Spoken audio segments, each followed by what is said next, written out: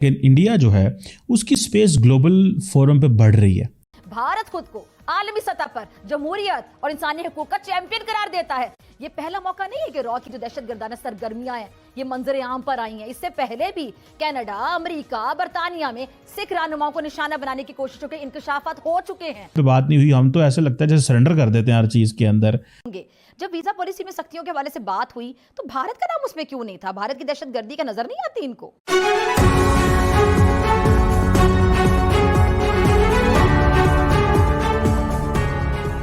کہ بھارت تو ایک مکروہ ملک ہے اور اس کے جو عزائم ہیں وہ دہشت گردانہ ہے، اور بھارت جو ہے وہ ایکسپورٹ آف ٹیررزم کر رہا ہے. دیکھیں، ایک ہوتا ہے دہشت گردی جو آپ کے ملک میں ہو رہی ہوتی ہے، ایک وہ دہشت گردی ہے جو آپ اپنے ملک سے باہر لے کے جا رہے ہیں، کینیڈا میں لے کے جا رہے ہیں، امریکہ میں لے کے جا رہے ہیں، پاکستان میں لے کے جا رہے ہیں، قطر میں لے کے جا رہے ہیں. ایسے ممالک کے اوپر اگر آپ نہیں قدغن لگائیں گے تو پھر اس کا مطلب تو یہ ہے کہ آپ نے دہشت گردی کا بھارت کو ایک لائسنس دے دیا ہے. سیدھی سی بات، جس طرح وہ جیمز بانڈ کی فلموں میں ہوتا تھا لائسنس ٹو کل، کہ وہ جیمز بانڈ کو اختیار تھا، وہ جس مرضی کو قتل کر دیتا تھا، اس کی کوئی پوچھ گچھ نہیں ہوتی تھی.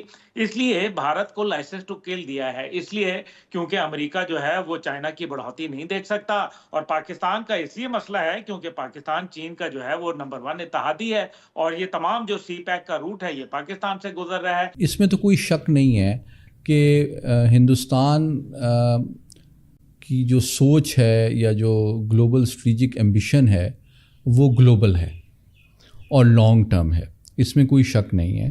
اور وہ میری ناقص رائے میں وہ اپنے آپ کو ایونچولی ایک ہندو سپر پاور کے طور پہ ایک ملٹی پولر ورلڈ میں اپنا ایونچولی حصہ دیکھنا چاہتا ہے. یہ اس کی خواہش اور لانگ ٹرم اسٹریٹجک ویژن ہے.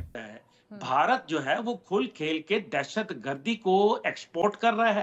وہ کہتا ہے کہ جی میں ٹارگٹ کلنگ کرواتا ہوں پاکستان کے اندر، وہ کہتا ہے میں کینیڈا میں ٹارگٹ کلنگ کراتا ہوں. میں سمجھتا ہوں ہمارے جو امریکی دوست ہیں ان کے لیے یہ معاملہ ایک بہت بڑا اور انٹرسٹنگ لمحہ فکریہ ہونا چاہیے کہ جہاں وہ ایک جانب اسٹریٹجک اور ڈپلومیٹک اور اکنامک سپورٹ پرووائڈ کر رہے ہیں انڈیا کے رائز اور بلڈ اپ کی as part of the Indo Pacific strategy, وہاں ان کو یہ بات نگلیکٹ نہیں کرنی چاہیے کہ ایونچوئل جو اینڈ ہے بھارت کا وہ شیئر کرتا ہے ماسکو اور بیجنگ کے ساتھ ایک ملٹی پولر ورلڈ. بھارتی پالیسی ہے وہ آپ دیکھیں، ابھی جو تلسی گیبرڈ ہے جو کہ CIA کی انٹیلیجنس چیف ہے، تلسی گیبرڈ، مجھے نام لے کے میرے خیال میں مزید بتانے کی ضرورت نہیں ہے، اور وہ بھارت کا ابھی دورہ کر کے آئی ہے. بھائی بھارت کا دورہ کیوں کیا؟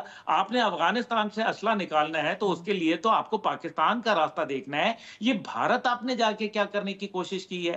تو پھر اس کا مطلب یہ ہے، اور ماضی کے اندر کملا دیوی ہیرس، یہ اس کا نہیں تو نام عبداللہ تھا. بھائی آپ نے تو میری دکھتی رکھ پہ پاؤں رکھ دیے. دیکھیں بینگ پاکستانی پیٹریوٹ، آپ بھی بڑے پیٹریوٹ ہیں، میں بھی، جتنے بھی دیکھنے والے ناظرین ہیں، اپنے وطن سے محبت کس کو نہیں ہوتی؟ جب شریف اللہ کی گرفتاری کا معاملہ تھا تو تب تو بڑا ہمارا شکریہ بھی ادا کیا گیا تھا، ہمارے کردار کو سراہا گیا تھا، اور آپ کو یاد ہوگا پھر پرائم منسٹر صاحب نے بھی اظہار تشکر کیا.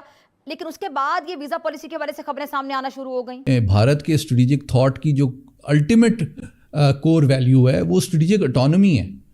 وہ جب روس کے الائی بھی تھے کولڈ وار میں تو وہ نان الائن موومنٹ کے بھی بڑے اہم رکن تھے، تو انہوں نے اپنی اسٹریٹجک اٹانومی کو کمپرومائز نہیں کیا.